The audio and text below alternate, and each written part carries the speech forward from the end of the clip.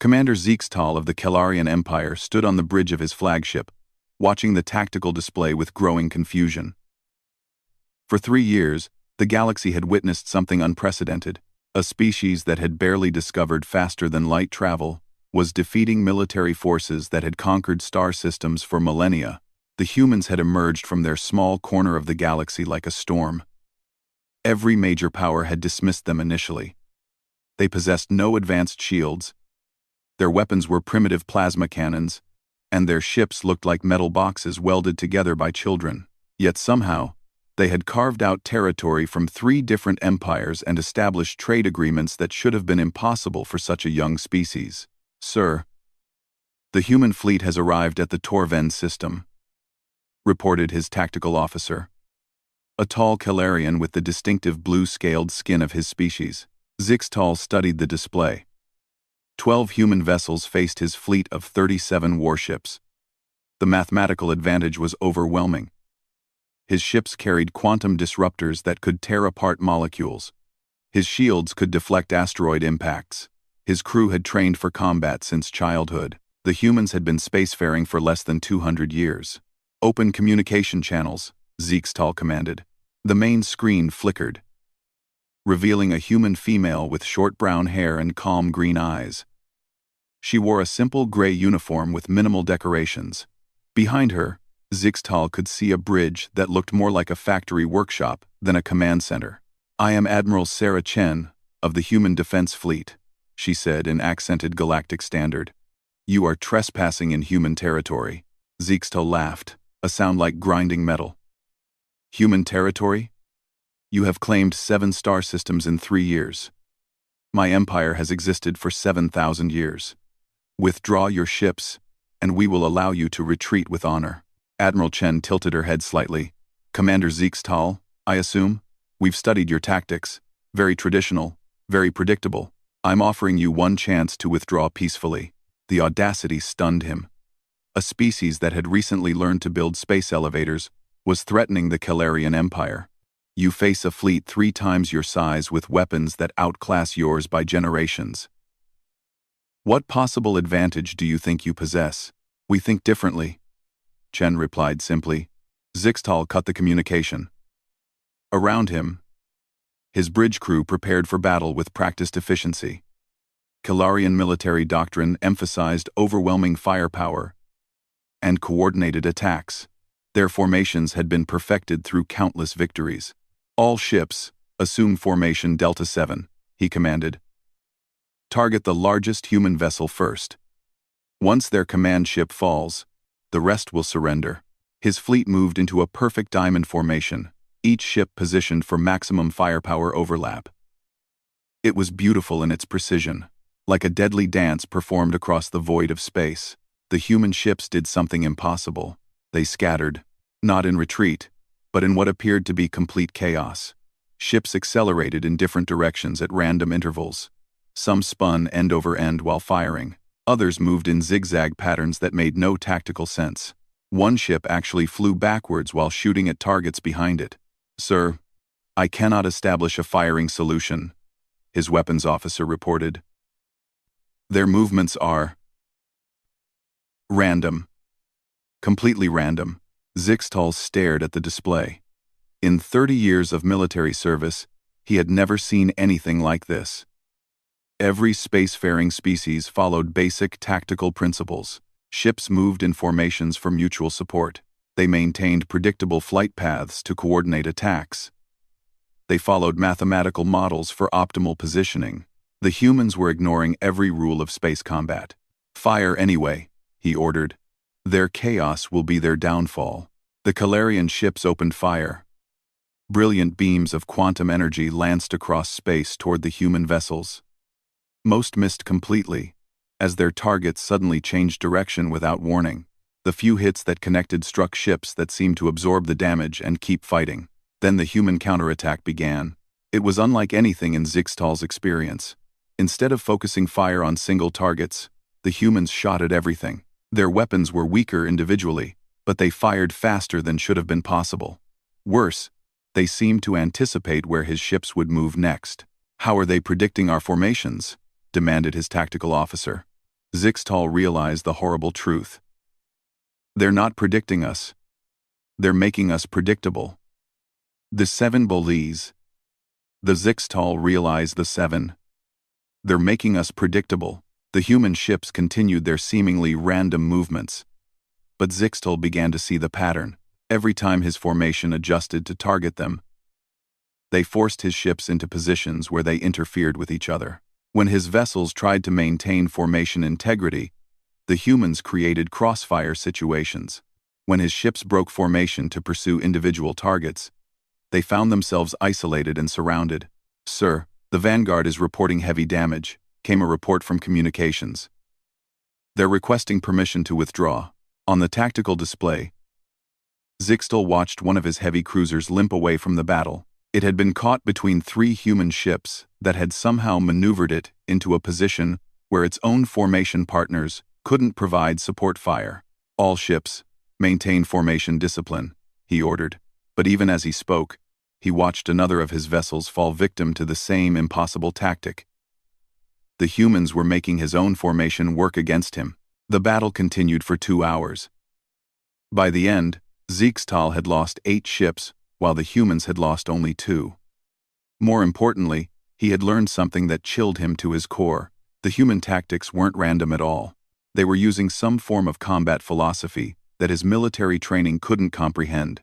"Sir, incoming transmission from Admiral Chen," his communications officer reported. The human appeared on screen again, looking exactly as calm as she had before the battle. Behind her, Zixtal could see crew members working with the same casual efficiency they had shown during combat. "Commander, you fought well," Chen said. "But you're thinking about this wrong. You see space combat as a chess game with rules and formations. We see it as something else entirely." "What?" Zixtal asked, genuinely curious despite his defeat. "Jazz music," Chen replied. "Improvisation within structure. Chaos that creates its own harmony. Your formations are beautiful, but they're predictable. We learned a long time ago that sometimes the best way to win is to change the game entirely."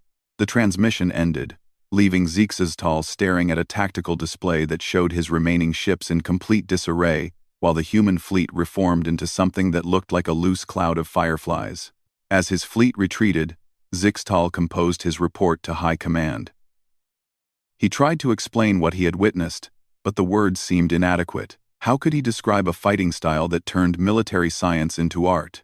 How could he report that a species with inferior technology had defeated them not through superior firepower, but through superior thinking? 3 days later, he received new orders. High Command wanted him to study human tactics and develop countermeasures. They still believed this was a problem that could be solved through traditional military analysis. Zixtal suspected they were wrong. He began reviewing footage of other human battles, encounters with the Vorthan Collective, and the Crimson Federation. In every case, the pattern was the same. The humans faced superior forces and won through tactics that shouldn't have worked. They made their enemies' strengths into weaknesses and turned every engagement into something their opponents had never trained for. The more he studied, the more he realized that the humans weren't just using different tactics. They were using different thinking. They approached problems from angles that other species couldn't see, and found solutions in places where logic said no solutions existed. As his ship jumped to hyperspace, carrying news of defeat back to Calarian space, Zixtal wondered if his empire was prepared for what was coming. The humans weren't just another military threat, they were something entirely new in the galaxy, and their way of thinking might be more dangerous than any weapon ever created. Behind them, the Torvin system now flew human flags, another impossible victory added to their growing list of triumphs. Admiral Sarah Chen stood in the war room of the human command station orbiting Earth, surrounded by representatives from 15 different species. The emergency council had been called after reports reached the galactic core that human forces had achieved 7 consecutive victories against overwhelming odds. What had started as curiosity was now becoming fear. The room itself reflected human design philosophy. Where other species built council chambers with formal seating arrangements and ceremonial decorations, humans had created something that looked like a combination laboratory and coffee shop. Beings sat wherever they felt comfortable. Charts and data displays covered every wall, and the smell of Earth coffee mixed with various alien atmospheric preferences. Admiral Chen, began Ambassador Thekmore of the crystalline hegemony, his translucent body pulsing with nervous energy. We need to understand what you're doing out there. Your tactics, they don't follow any recognized principles of warfare. Chen gestured to a holographic display showing the most recent battle. What principles would those be, Ambassador? Military science, interjected General Vex of the Crimson Federation, his forearms crossed in obvious frustration. Formation integrity, concentrated firepower, logical positioning. Your ships move like they're drunk. Several humans in the room chuckled, which only increased the alien representative's agitation. Chen raised a hand for silence. Show me a traditional battle formation, she requested. The display shifted to show a typical engagement between crystalline and Vorthan forces. Ships moved in precise geometrical patterns, maintaining specific distances and angles. Each maneuver followed predictable mathematical models. Beautiful, Chen admitted. Mathematically perfect, and completely useless against an opponent who refuses to play by the same rules. She changed the display to show a human engagement against Calarian forces. To the alien observers, it looked like chaos. Human ships accelerated unpredictably, changed direction without apparent reason, and fired at targets in ways that violated every principle of concentrated force. This is madness, declared Coordinator Yis-Hai of the Vorthan Collective, her serpentine head weaving in distress. How can you coordinate anything with such disorder? Dr. James Morrison, Earth's leading expert on combat psychology, stepped forward. Unlike the military officers present, he wore civilian clothes and spoke with the casual authority of an academic. Because it's not disorder, he explained. It's adaptive complexity. Every species in this room approaches warfare like it's engineering. You calculate optimal solutions and execute them perfectly. Humans approach warfare like it's, well, like life. Explain, demanded General Vex. Morrison activated a new display showing human brain scan data during combat simulations. When humans fight, we don't calculate optimal solutions. We generate multiple simultaneous solutions and adapt in real time. Our neural architecture allows us to process chaos as information, rather than seeing it as noise. Ambassador Thekmore's form flickered with confusion. That makes no sense. Chaos cannot contain useful information. Can't it? Chen asked. She activated a new simulation showing a human jazz orchestra. Watch these musicians. They're improvising together in real time. No sheet music, no predetermined plan. Each musician responds to what the others are playing and creates something new. The aliens watched the display with growing bewilderment as human musicians played together without any visible coordination system. Yet somehow, they created complex, beautiful music that changed constantly while maintaining overall harmony. Now watch this, Chen said, switching to a recording of human ships in combat. Same principle. Each ship captain responds to the current situation and to what other human ships are doing. No rigid formation, no predetermined plan. But they're not random movements. They're improvisation. But how do they avoid colliding with each other? Asked Coordinator Yis-Hai. The same way musicians avoid playing discordant notes, Dr. Morrison replied. Practice, intuition, and something we call situational awareness. Human brains evolved to track multiple moving objects and predict their behavior patterns. We use that same capability in space combat. General Vex's frustration was evident in his aggressive posture. You're saying you've turned warfare into art?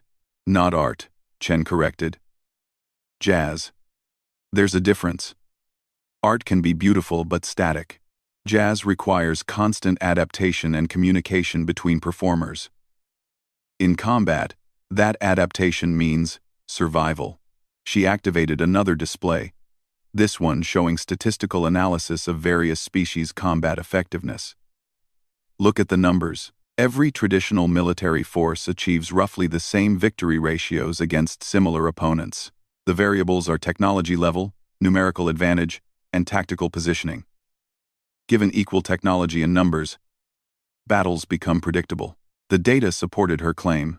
Crystalline forces defeated Vorthan forces 63% of the time under standard conditions. Calarian ships had a 71% success rate against Crimson Federation vessels. The numbers varied slightly based on specific circumstances, but remained within predictable ranges. Now look at human combat statistics, Chen continued. The display changed, and several alien representatives made sounds of distress. Human forces showed victory ratios that made no mathematical sense. They defeated superior forces with impossible consistency, regardless of technological disadvantage or numerical inferiority. This cannot be accurate, insisted Ambassador Thekmore. It's completely accurate, Dr. Morrison confirmed. And it illustrates something important about human cognitive evolution. Other species developed intelligence to solve specific problems efficiently. Humans developed intelligence to survive in unpredictable environments by constantly adapting to new challenges. He activated a new display showing comparative evolutionary data. Every species here achieved spaceflight by developing increasingly sophisticated tools and strategies. You solved the problems of space travel, energy generation, and material science through systematic analysis and logical progression. The aliens nodded. This was standard galactic history. Humans developed those same technologies, Morrison continued. But we also developed something else. The ability to improvise solutions when systematic analysis fails. We call it creativity, innovation, or thinking outside the box. In combat, it manifests as tactical flexibility that appears random to more logical minds. General Vex leaned forward aggressively. Are you claiming humans are superior to us? No, Chen replied firmly. We're claiming we're different. Your species excel at optimization, efficiency, and logical progression. You build better ships, better weapons, and better shields than we do. But you also think about combat in the same ways you think about engineering problems. She gestured to the battle displays. You see space combat as a mathematical challenge with optimal solutions. We see it as an improvisational performance, where the goal is to create new solutions faster than opponents can adapt to them. Coordinator Yishai's serpentine form coiled with worry. What are the implications of this difference? And Dr. Morrison and Admiral Chen exchanged glances. This was the conversation they had been dreading. The implications, Morrison said carefully, depend on what happens next. Human tactical thinking spreads through observation and practice. Other species are already beginning to adapt their strategies based on watching human engagements. Are you offering to train our forces? Asked Ambassador Thekmore. We're offering to share our understanding, Chen replied. But there's something you need to know. Human-style tactical thinking isn't just about combat maneuvers. It's about fundamental approaches to problem-solving. Learning to think like humans in battle means learning to think like humans in general. The room fell silent as the implications sank in. Cultural exchange was one thing. Cognitive transformation was something entirely different. What would that mean for our civilizations? General Vex asked quietly. We don't know, Chen admitted. Humans have always thought this way, so we don't have a comparison point. But based on our history, societies that embrace improvisation and adaptive thinking tend to become more innovative, more flexible, and more resistant to unexpected challenges. They also become less stable and more chaotic, Dr. Morrison added honestly. Human civilization is characterized by constant change, social upheaval, and cultural evolution. Some species might find that disturbing. Ambassador Thekmore's crystalline form pulsed with thoughtful energy. You're asking us to choose between military effectiveness and cultural stability. We're not asking anything, Chen said. We're simply explaining why human tactics work. What you do with that information is up to you. As the meeting continued deep into the station's night cycle, representatives from across the galaxy wrestled with a question that had no easy answer. The humans had introduced something new into galactic civilization, and like all truly revolutionary innovations, it carried both promise and risk in equal measure. 2 years after the emergency council meeting, the galaxy had transformed in ways no one could have predicted. Admiral Sarah Chen walked through the corridors of the first truly integrated military academy, where beings from 23 different species learned alongside humans, in an experimental program that challenged everything the galaxy thought it knew about warfare and cooperation. The academy itself embodied the changes taking place. Traditional architectural principles had been abandoned in favor of spaces that could be reconfigured quickly for different purposes. Classrooms became laboratories, training halls transformed into think tanks, and even the dining areas served as impromptu meeting spaces where ideas flowed as freely as food. Chen paused outside a simulation chamber where Commander Zixtal was leading a mixed-species squadron through combat exercises. The former Kelarian fleet commander had voluntarily requested assignment to the academy after spending 6 months studying human tactical principles. His transformation had been remarkable. Remember, Zixtal was telling his students, formation integrity is a tool, not a rule. Use it when it serves your purpose. Abandon it when it doesn't. Lieutenant Katara, your Vorthan instincts are telling you to maintain optimal positioning. But look at the tactical situation. What would happen if you deliberately moved to a suboptimal position? Through the observation window, Chen watched a young Vorthan officer consider the question. Katara's species valued precision and efficiency above all else, making this exercise particularly challenging for her. If I move to suboptimal position, Katara said slowly, I become vulnerable to enemy fire. Correct. And what else? Katara studied the simulation display for several seconds. I draw enemy fire away from the civilian transport. And I force the enemy to break their formation to pursue me, which creates an opening for the rest of our squadron. Exactly, Zixtal confirmed. Sometimes tactical disadvantage for one unit creates strategic advantage for the whole force. This is the principle humans call calculated sacrifice. But it's more than that. It's thinking beyond individual optimization towards system-level adaptation. Chen smiled and continued her tour. The academy had become a laboratory for studying not just human tactics, but the broader implications of human-style thinking. The results were both fascinating and troubling.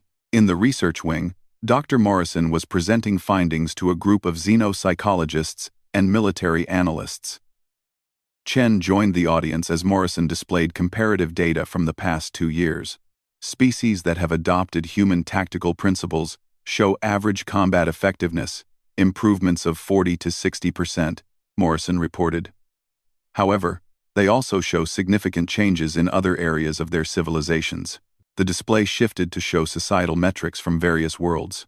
Crystalline hegemony worlds that have implemented human-style military training report 30% increases in technological innovation rates. Vorthan collective colonies show increased entrepreneurship and artistic production. Kelarian sectors are experiencing unprecedented rates of social change. An elderly crystalline observer pulsed with concern. Are you saying human tactical thinking is changing our cultures? Not changing, Morrison corrected. Revealing. Every species has the capacity for adaptive thinking.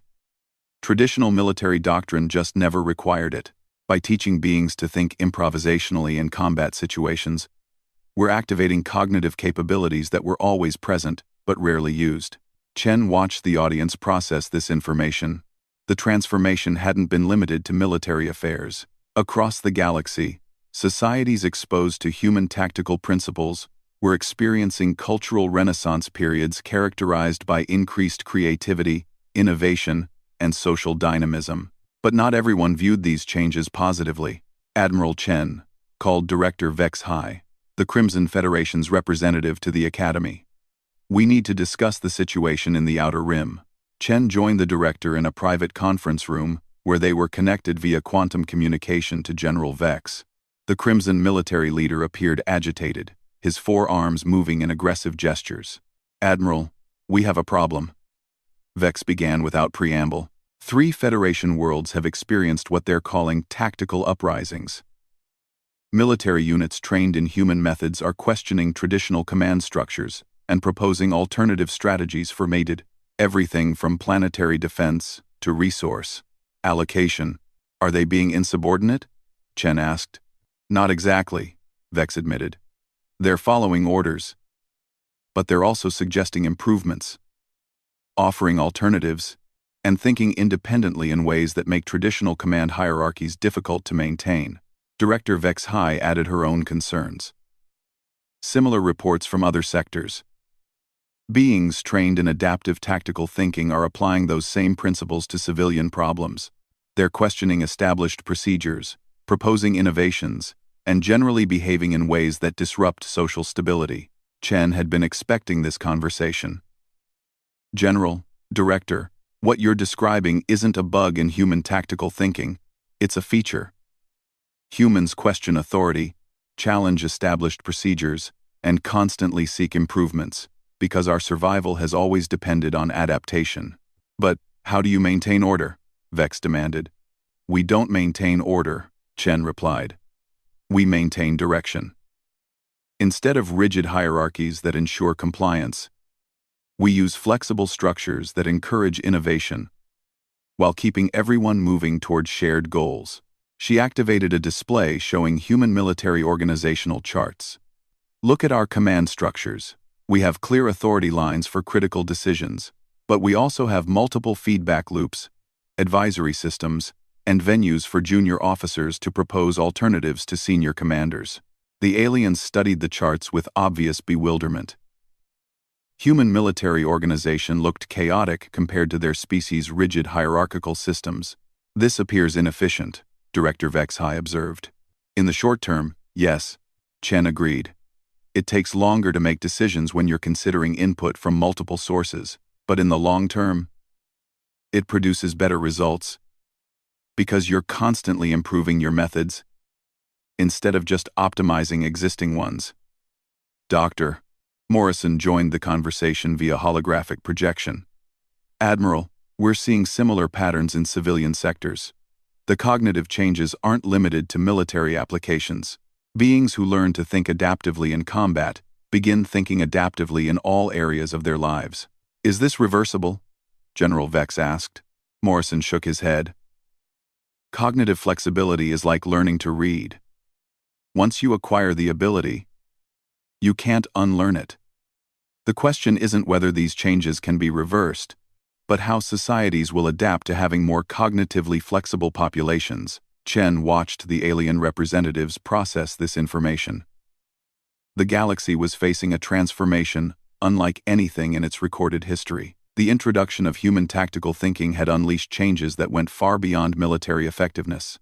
Admiral, Director Vex High said carefully, are you telling us that human combat methods are fundamentally changing galactic civilization?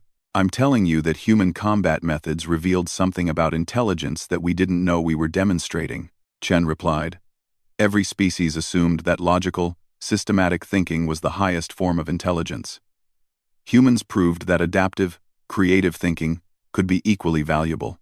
She gestured toward the Academy's main training hall, where dozens of species were learning to think and fight in entirely new ways. What you're seeing isn't humans changing your civilizations. It's your civilizations discovering capabilities they always possessed but never fully utilized. 6 months later, Chen stood on the observation deck of humanity's newest diplomatic station, watching representatives from 47 different species arrive for the first Galactic Conference on Adaptive Intelligence. The gathering would address the systematic changes taking place across known space and attempt to develop frameworks for managing the transition to what historians were already calling the post-traditional era. Some species were embracing the changes completely, transforming their societies to emphasize creativity and innovation.